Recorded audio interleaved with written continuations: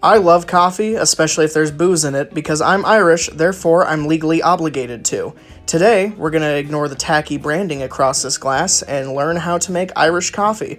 The best part about this drink is it's socially acceptable to drink in the morning.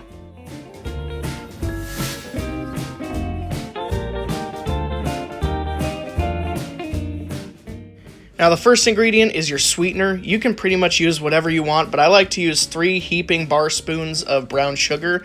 I think it just adds more of a nice flavor and texture to the drink rather than simple syrup or cane sugar. Next, the ingredient for which this drink gets its namesake, coffee. A nice medium roast should work perfectly fine, keeping this balanced. The coffee I'm using has notes of maple, making it go really well with this brown sugar.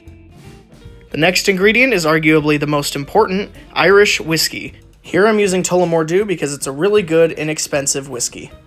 And the last step is to get some heavy cream and start whipping it.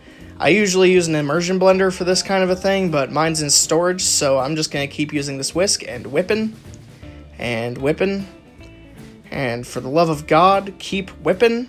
Whatever you do, don't stop whipping. Even though everything in your body is telling you to stop whipping, don't you dare stop whipping. Oh God, I'm getting sore from all this whipping. Keep whipping to cream, whipping to cream, whipping to cream.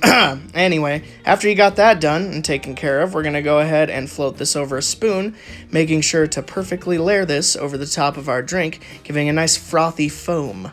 You don't want it too thick or stiff, you still want to be able to pour it easily while still maintaining a nice frothy texture.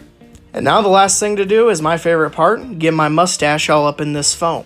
And in this foam, my mustache did indeed get. This thing was delicious and roasty, and I will never get over how good it was. Sláinte lads, and thanks for watching.